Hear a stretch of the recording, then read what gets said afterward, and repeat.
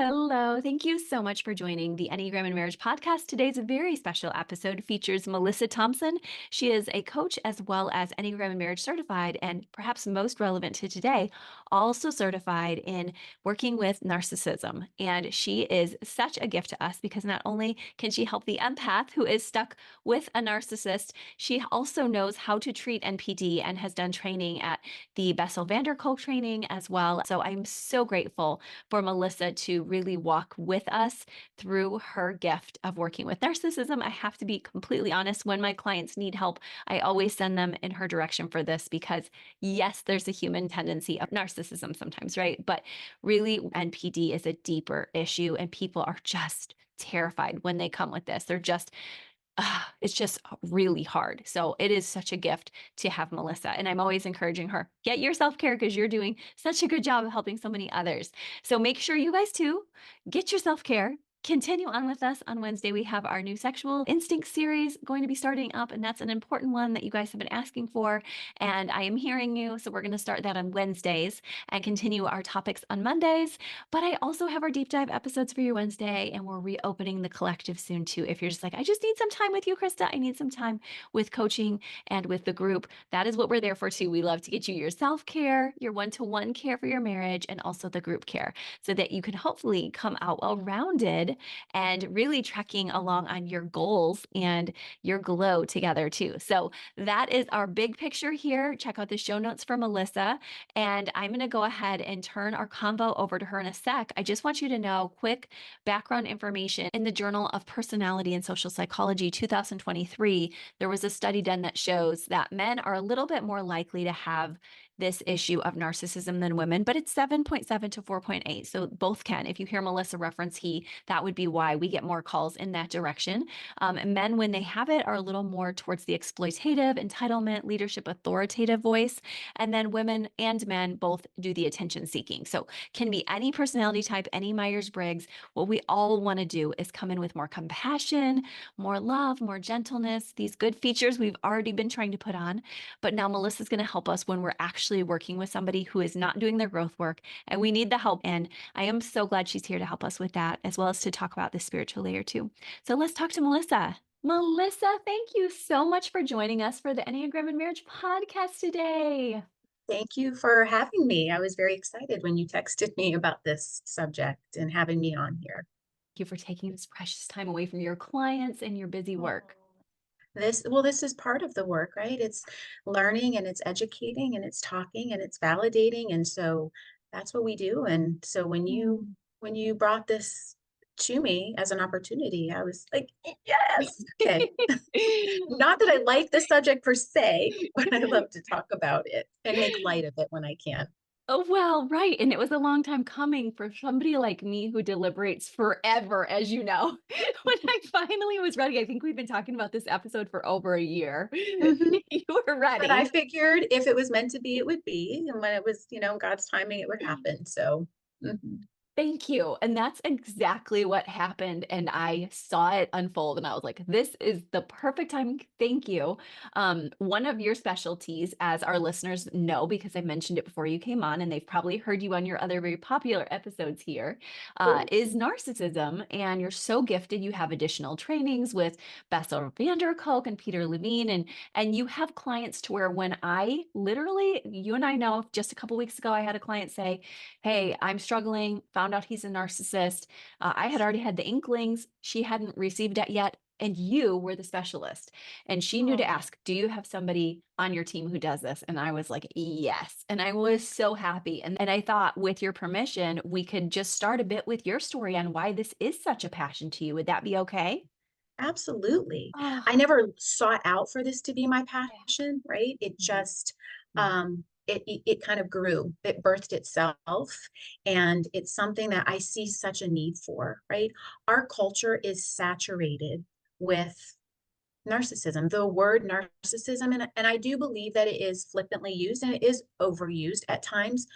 But that doesn't dismiss the fact that there are actual narcissists out there, and there's the victims that are living this Hmm. dark, heart wrenching pain and confusion that Yeah. goes with dealing with narcissism, somebody that has NPD, somebody with narcissistic traits, right? Narcissism is on a spectrum. Mm. So we have, the more vulnerable, self-aware narcissist, and then we have on the other end of the spectrum, we have the malignant, the overt narcissist, the sociopath, psychopathic type of narcissist. And then they range anywhere in between that. So not because somebody has narcissistic traits, they don't have NPD, narcissistic personality disorder.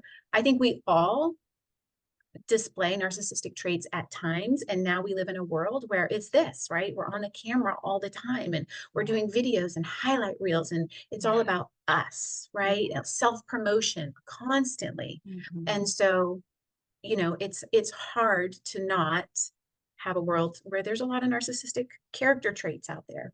Mm. So for my own story, again, like I never sought out for this to be my niche or my Mm. passion or anything like that. And I am so glad that it is, because I will try not to get emotional, but it is a huge part of my heart, Mm. because I know the pain that comes with dealing with narcissism.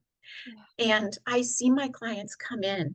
Mm. And now that I've overcome that, now that I have healed from that, now that I am educated, like knowledge is power, right? So now that I have educated myself and I've taken courses and I've got my work in the field that I've done, and I take that and I see these clients come in so deflated and defeated and helpless and hopeless. And I just want to like hug them and say, I promise there's a way out of this. Mm. I promise there's a way out of this. It takes Mm. time.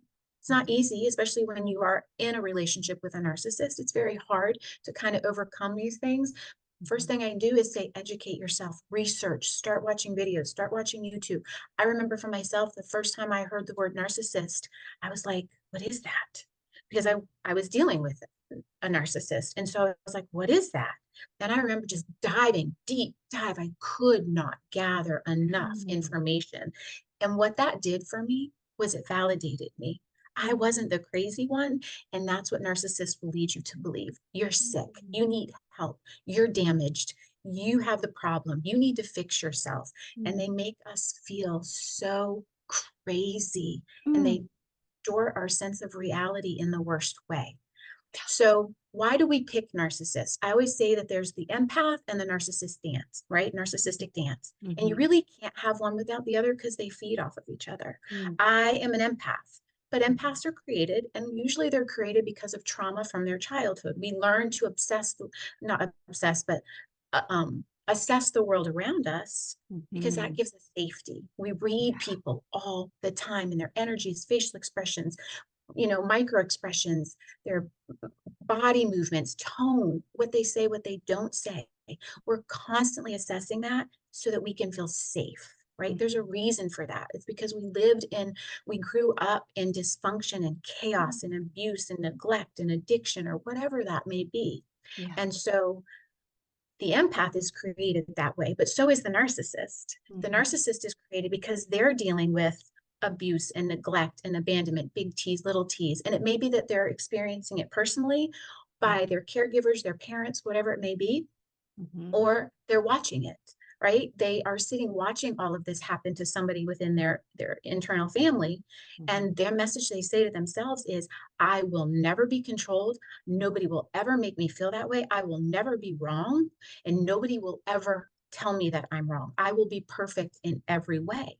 And Mhm. then there's also no accountability. There's also the part of that where the narcissist has no accountability growing up. They're allowed to do whatever they want. And there's no humility taught, there's no accountability taught, there's no Mm. boundaries. So Mm. therefore they think they're entitled to everything and anything that they want, and they will mistreat people and nobody's going to tell them any different. Mm. So that's where they kind of the narcissism kind of falls on that continuum on the spectrum. Mhm. And so I like to share my story, not with everybody. It's when it's appropriate, right? With my clients and different things. And I help teach a women's self-defense course. So I talk a little bit about my story in there as well. One of my But daughter's friends took your course and she's like, "Melissa is awesome." I loved it when they took that course, and she was a beast. I was so Yeah, I proud of love it. her for doing that. Kind of timid at first, but just like Mm. unleashed that. And Mm. I was so proud to see her do that.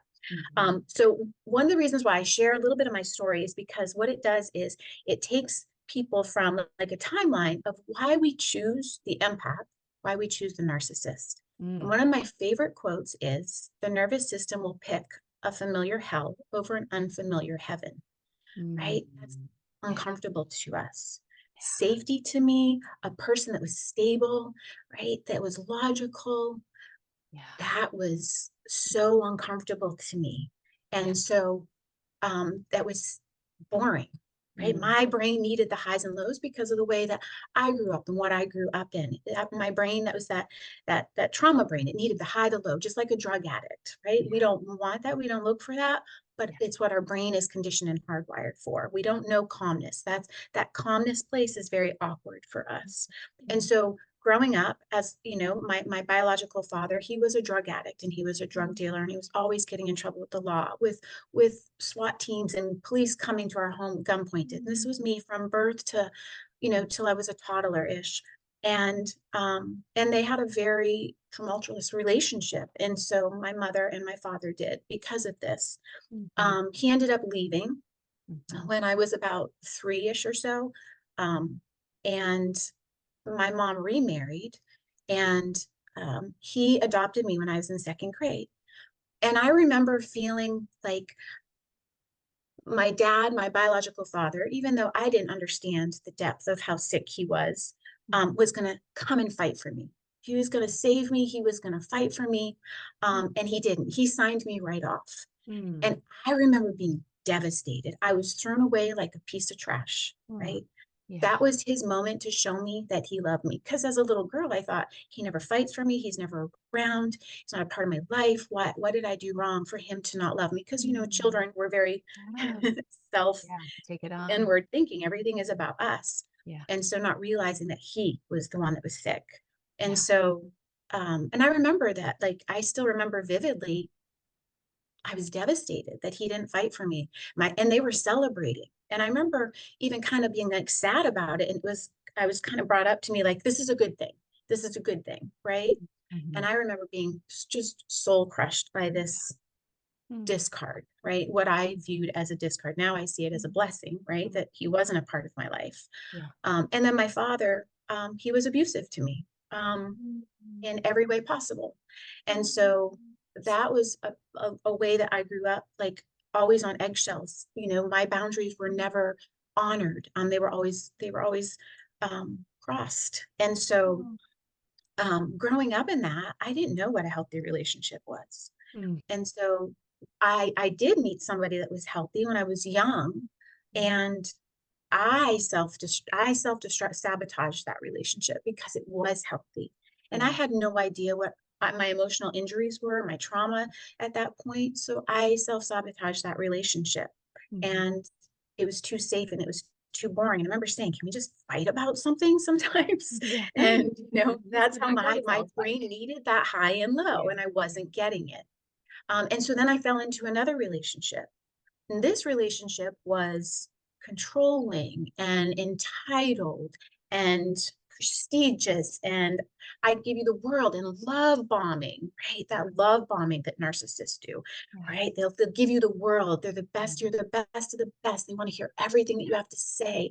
They mirror you so that Mhm. one of my dearest friends, I remember her saying one time to me, you didn't fall in love with them, you fell in love with yourself because they mirror you. Mm. They Wow. mirror everything about you to create that instant bond. And Mm. then everything from there is intoxicating and it's intense and it's passionate, everything, Yeah. everything, whether it's eating, Yeah. watching TV, having sex, Yeah. whatever it is, it's extreme. Right. So Mhm. that hooks the empath. Like, this Yeah. person's mirroring me. They Yeah. give me everything I need. They hear me. They see me. Everything that they go over in abundance with everything that they do. That's to get us hooked and addicted to them. Mm. So that to me, because of my past, was comfortable. That was the familiar hell for me. Yeah. The relationship that I had been in before that was the unfamiliar heaven. And Right. I didn't know what to do with that. Yes. Didn't.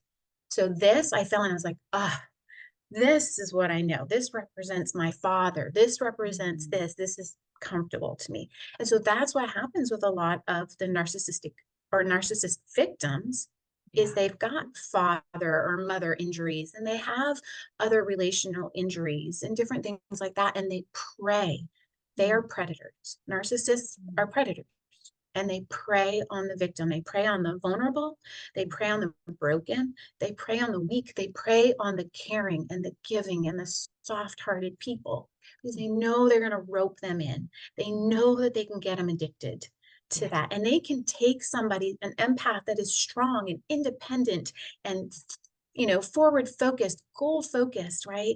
And they can get in a relationship with that person and they little by little, they love bomb them, they hook them in. This is like nothing they've ever experienced before, right? And then they start the devaluing, right? They start to take away those little things that they gave you, and they know what they're doing. And it's so that we can go, what's wrong with me? Did I do something wrong? Why are they not leaving those love notes for me anymore? Why am they not texting me every day like they've done for the last 3 to 6 months? But then we're I love how you were afraid. indicating it's not always that long. It's No, 6 it's months. right at the beginning sometimes. Yeah. And I've seen couples, I've seen victims that were in a relationship for 30 years because the first 2 to 3 months was that love bombing phase. And we so want that person back. We know they're there. We've seen them. And they throw us bones. They throw us dog bones through the relationship because as we pull away and they devalue, then they throw us a little bone and that love bombing person comes back. And we're like, oh, yes, breakthrough. Yeah, And so they keep breadcrumbing. giving, Yes. yes, they keep giving that false hope and that holds us on to this person for so long. And so that is kind of where my story comes into play is that I grew up in that. I had the healthy relationship. I ruined that healthy relationship because it was safe and it was boring to me. And then I fell victim to an unhealthy relationship because that was familiar to me. And so that's kind of the cycle of what happens for us. And then all the in-between stuff when you are with a narcissist. Oh my gosh. I'm so sorry you had to walk that journey. And I really get that you would never have pictured yourself to be an expert on it. But because this is your journey, you're using it to help others and you yourself cut free. I did. I did. And I do want to use what I've been through. What's the point of going through all that if I'm just going to harbor it and hold on to it? And I don't want to stay. That keeps me a victim. And I don't want to be a victim. I'm not a victim. And I'm going to empower the victims that are out there. And I will, I say I'll stop at nothing to do it. Yeah. Mhm. Yes, and I'm glad, and I've seen this, and it's beautiful. Now we have a few indicators you're going to tell us, I hope, the definition of narcissism, tendencies that we might want to watch out for in ourselves or others. The red flags, Yeah. right? And a lot of times as victims, we'll say, I didn't see this coming, Mm. right? But that's not true. Yeah. We do. We Mhm. do see it coming. We choose to ignore it. We choose to normalize it. We choose to justify it because the love bombing part is so extreme that we want that part. So we're willing to ignore some of the red flags. Well, he's drinking too much, or he's looking at Mhm. other women, or they're looking at porn, or they're this or they're that, right? So we Mhm. might choose to kind of ignore some of that because we want the good, the good. So Mhm. some of the red flags of narcissism is excessiveness, right? So in the beginning of a relationship, it happens really fast. And again, they're predators. They're looking for their prey. So they want to hook you in. Extreme texting, um, a lot of calling. Like at the beginning of meeting somebody, you just don't need to have that connection with somebody, Yeah. right? You live Yeah. your life, you guys live, they live their life. And then you have like that autonomy, that Yeah. independence, right? Yeah. To come into that and share things here and there, but you don't know this person. I'm not going to tell you my everyday stuff. But a Yeah. narcissist wants that. A narcissist wants every day, right? They want to hook you in. We're going to text. Why aren't you texting me? This is what I, and the other thing they do is they, they tell you what they're looking for. So they Mm. set you up in a way so that you don't fail them. So let's say you meet a narcissist and they're going to say, I really love a clean house. I love it when I'm living with somebody and I love for them to be clean. The empath is like, clean house, clean house. Okay, so if this ever goes anywhere and gets serious, I'm gonna make sure to keep a very spotless, clean house for them so they're happy, Mm. right? I like somebody that keeps themselves lean and works out and takes care of their body. Oh, okay. I got to make sure to hyper focus on working out now like crazy and making sure that my appearance is acceptable to them. And it's a lot of things like that. They'll throw those things out to you, so that you're starting to prepare for that. I want somebody that I can talk to every day. I want somebody that's going to give me a massage. I want somebody, like, they're letting you know what they want. And so slow Mm, down, step back. You shouldn't be texting somebody you've just met all day long, every single day. You shouldn't be talking on the phone with them all day long or every single day. And the other thing they do is if you don't respond to them, they start to kind of make you feel guilty for mm, that. I'm not important to you. Are you too busy? Like, how come you don't have time for me? Right? They start to throw out those little innuendos of like, you're disappointing me.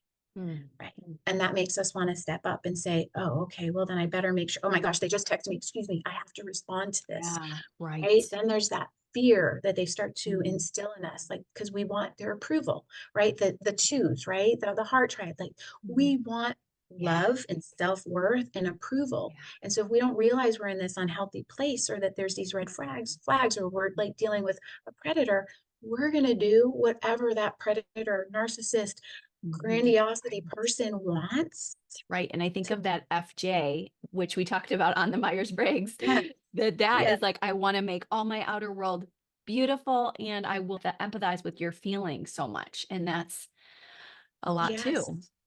So the heart Yes. types and some of the FJs out there Very much so. Very can be the much victim. so. And yes. And so that's where kind of some of those red flags come in. The other thing they'll start to do is they build you up, but then they give you backwards compliments. So then Mm, you're sitting there, like, you might hear something like, you're so beautiful, but what's it like to be getting older? Are you going mm, to, oh, age gracefully? Or, mm, wow, you work out a lot. That's so great. But how come your waist isn't smaller? Right. mm, So then they say these kind of things where you're like, hmm, yeah, wait a second. Wait a minute. That doesn't sit right. But you yeah. can't say anything because then they throw it. It was couched so carefully too. Oh yeah, yeah. They know how to play on their words so that if you Mm, do question them on it, they're like, mm, that's not what I meant. That's no, no, mm, no, no, no. You're mm. taking that all Yeah, wrong. Right. yeah. So then that's where kind of the gaslighting starts to Yes, play. that's exactly right. Yes. Yes. So Oh, that would be some of the indicators to yeah. look out for, right? Jealousy, possession, insecurity. I don't want you talking to any other guys. You're not allowed to have any guy friends. Take guys off your social media. I've had somebody go so far, that I dated for a little bit, that literally stalked all my social media and was taking screenshots of me Mm, liking a guy's friend post or a public mm, comment, like, mm, this isn't appropriate. You shouldn't be doing this. mm. What are you doing behind my back? Right. So then they start to kind of throw in those kind of things. So, Yeah, and that's the oh, go power and control wheel is really important to look at, and like just all the red flags. So we just want to be careful of that. And I always say, if something feels off about somebody, it's off. And mm, we really need to learn to trust that gut instinct that we have, because mhm, as women, we question it all the time. I'm mhm, making it up. I'm being over dramatic. And that's what we don't want to do in this relationship with this person that's love bombed us, that we've never had anything like this. The last mhm, thing we want to do is question what they're doing and create that fight. So we just kind of ignore mm, that instinct that something's mm, off, kind of a feeling. mm. I This think, reminds me of a lot of things that can happen even within the church sometimes, because yes. it can be like, you're supposed to do this, you better be perfect. And it's never meant in that way. It's just Mhm. a sense of, like you said, sometimes there's a painful system or person who isn't even aware they're doing it, but it's super toxic to the person that's the victim of it. And so just you saying, be mindful of systems and people that are giving you a check in your spirit, because if it One. feels off, it is off. And some of us are higher in intuition than others. So it's good for people to hear some of these tangible things that can show up for us. Can you tell us is there anything to distinguish, like when it becomes a personality disorder and it's I think our audience may know this, but to reference this for them, if it's personality disorder level, it's a lot harder for this narcissist to change. Do you have a sense for where they can find those guidelines about determining whether it's a personality disorder or maybe something within their relationship that's a little more workable? Well, thankfully, like narcissism is huge. The information out there for it is huge. The DSM-5 would state that NPD is a personality disorder, and that really a malignant and a overt narcissist, they have the key component that they miss is the ability to have empathy. They Mhm. can they can mirror the empathy. They Yeah, can do what is socially acceptable and appropriate to yeah, look like they have empathy. They yeah. learn that. But one of the key things, and so what does that look like? That looks like um, I have so I might be going off a tangent here, but I think this component is really important.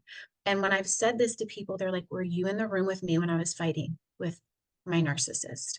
Mhm. Right. So one of the things that happens with the empath and the narcissist in the gaslighting, the spiritual abuse, which I would love to touch on a little bit too, is that we have to think and plan. Like they condition us to know you can't bring anything to me because their trauma, their emotional injury, their wounds are so deep, right? Mhm. They can't handle any kind of criticism from us whatsoever. So as soon as we come to them with an issue, Mhm. we've just rewounded them again. They do not have the capability to hear what we have to say, right? Mhm. So there's an immediate deflection, Yeah. projection, victimization, blaming, right? They change the whole subject. And so often what I'll say is for the empath, they condition us to know this because they don't want us to go to them with with problems or hurts or Mhm. issues that we have. So they train us to not do that little by little by little.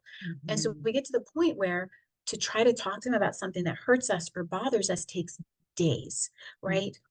We perfect words because we want to be so delicate with how we bring it up to them. We have to wait for Mhm. the weather to be perfect, right? We have to wait Mhm. for their mood to be good, for them to be free, to see that they're engaging with us. So we wait for this opportune moment. But in the meantime, we're planning the perfect words, rehearsing it over Mhm. and over and over and over. We're also fretting. And when that time comes, we're like, okay, I see an opportunity here to talk to them about this, right? Our heart is racing, our mouth is dry, our hands are sweating, right? Mhm. We're shaking because we know instinctively, even though we're so hopeful that there'll be an opportunity in it for change, we also know that it's going to become a storm. As soon as we bring that up to them, right, we try to talk to them, then they start deflecting and then they start blaming us. And they start telling us we're crazy and that didn't happen or that we need to go get help. And then they Mhm. start bringing up things that may have happened in the past that they're blaming us for. And so Mhm. we're literally sitting there in this like tornado going, what just happened? And they walk off. We're upset. We get to the point where we lose it. We're crying, we're shaking, whatever. And they sit back and go, look at you. You're crazy. Mhm. You need to go get Mhm. help. And they Mhm. walk off. And we literally sit there thinking, oh, Mhm. what's wrong with me? What is wrong with me? He's right. Maybe I did do something wrong. They do that so that we think about it and then we go back to them and apologize for what Mhm. they did wrong because we brought it up. Yeah. Right. So that happens a lot. And so that's super huge. And the other component that they bring into it um, is spiritual abuse. And that is so Oh, damaging. And yes. So I was common. a little plug here for the Rise and Fall of Mars Hill. Mhm. And I was listening to that. And the what grabbed me in Mhm. was the first line on the trailer teaser. And it was a woman speaking, and I don't remember her name. Mhm. But what she said was when a pastor or a therapist, counselor, coach, or anybody, right? Mhm. The abuser brings God into that conflict, then for the victim, now God is on the abuser's side. And Mhm. that is so damaging to the victim, especially a victim that is like, my faith is strong. God is a huge part of my life. Thank Yeah. God, Yeah. right? Because he walked me through and held me and caught my tears in so many dark moments. Yeah.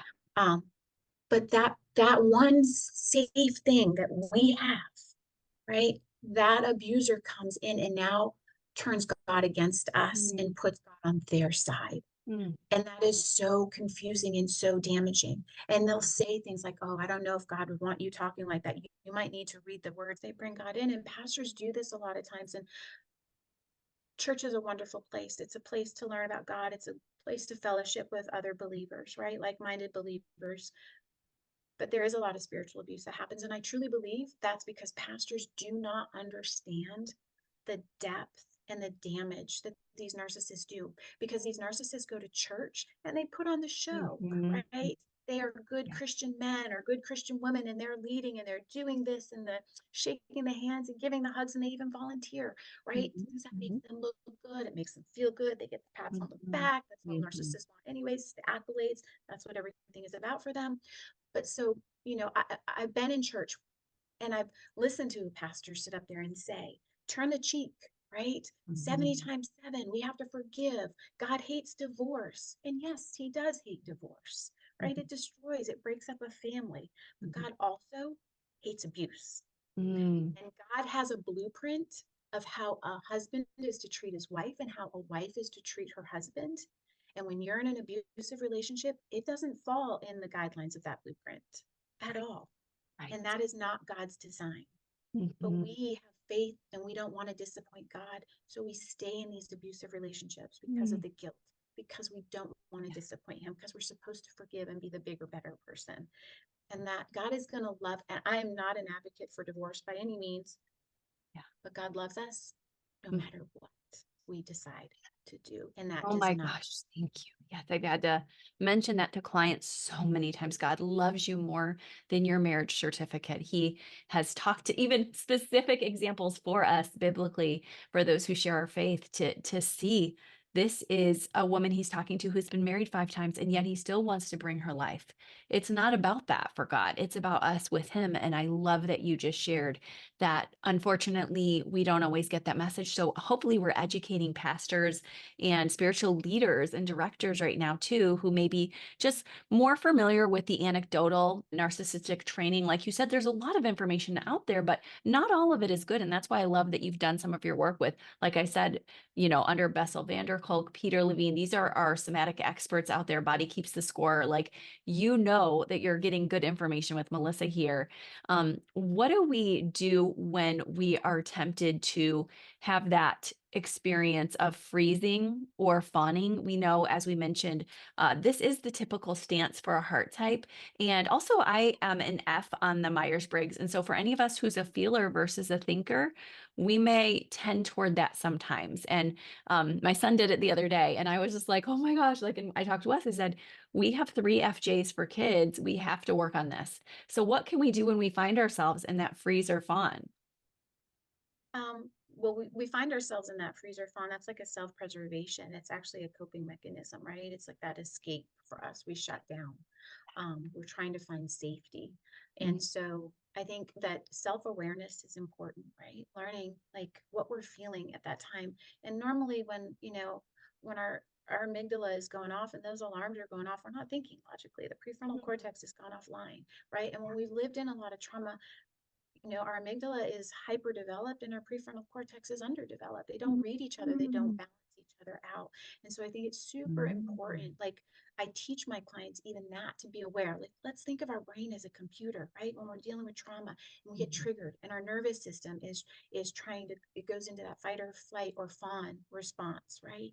Like Mhm. let's take a breath. Let's be aware for a second, because let's do hand to heart, like that self-soothing feeling, right? That connection that we have with our body, right? And sometimes we're in the heat of the argument with a Mm. narcissist. We just want to retreat, we want to freeze, we want to fawn. And Yeah. so it's honestly, it's better than trying to engage with a narcissist and argue and try to prove your point and defend yourself, because you're not ever going to win that fight. Okay, Melissa. So if we are in that state where we're freezing or fawning and we're in these um, fight or flight, sort of responses, but in the sense of freezing or fawning, what would you recommend we do?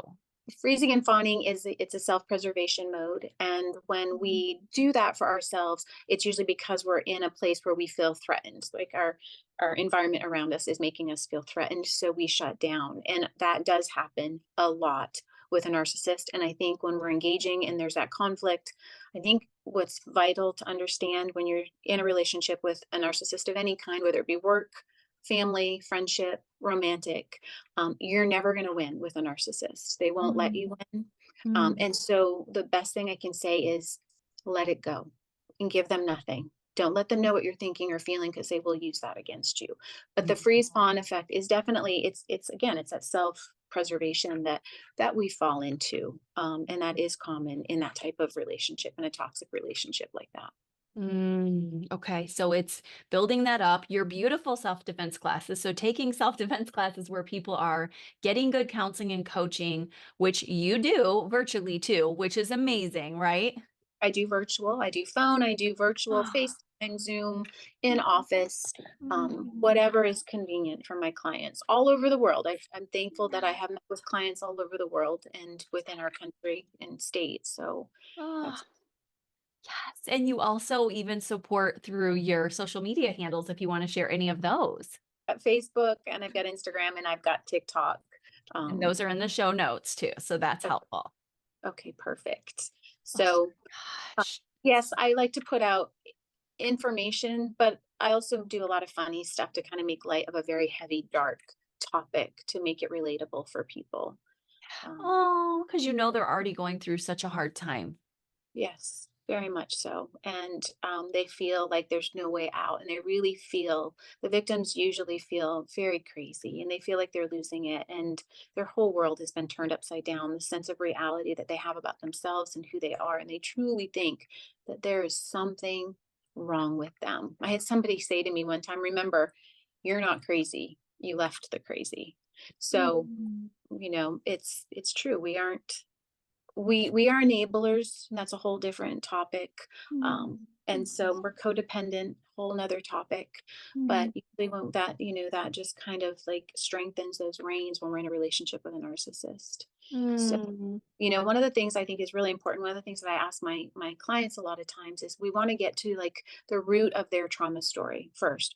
Mhm. What is the root? What is your story? And after that, it is what is leading you to end up with people like this? Why are you ignoring the red flags? Why are you ignoring your gut Mm. instinct? Why do you have a high tolerance for that inappropriate behavior? And that's what, my counselor had told me years ago. And she gave me permission to say her name, Dr. Sharon Otis.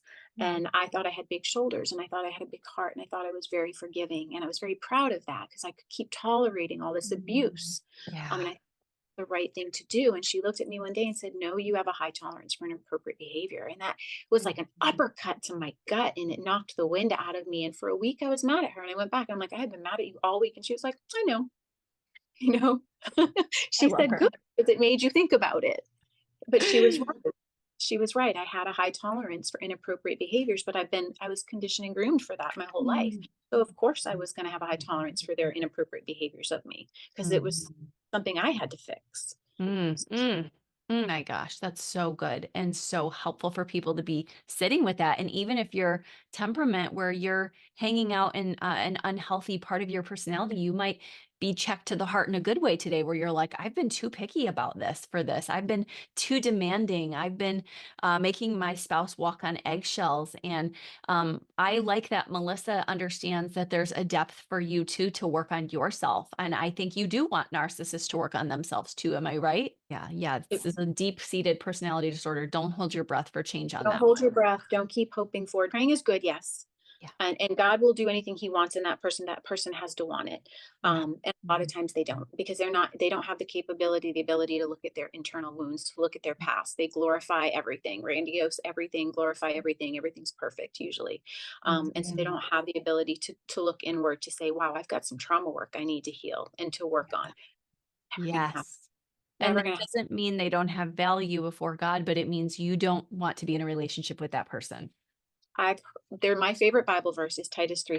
Warn a divisive person once, then warn them again. And after that, have nothing to do with them. Mm.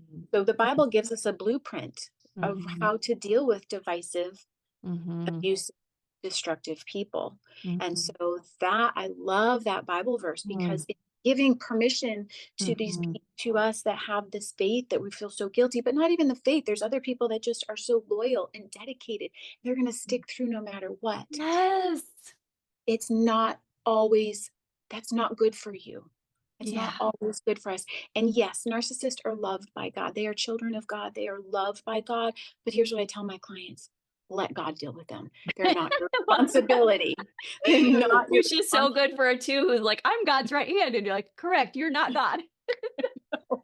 No, let God take care of them. They are God's Beautiful. responsibility. Mm. You go over here and you Yes. start healing you, Yes. Oh my right? goodness. Oh my gosh. And I hear you saying any personality type, any gender, it's anyone can have enough abuse or trauma in their life to have fallen into either of these spectrums. But if Mhm. you have a narcissist in your life, get them help and get yourself help.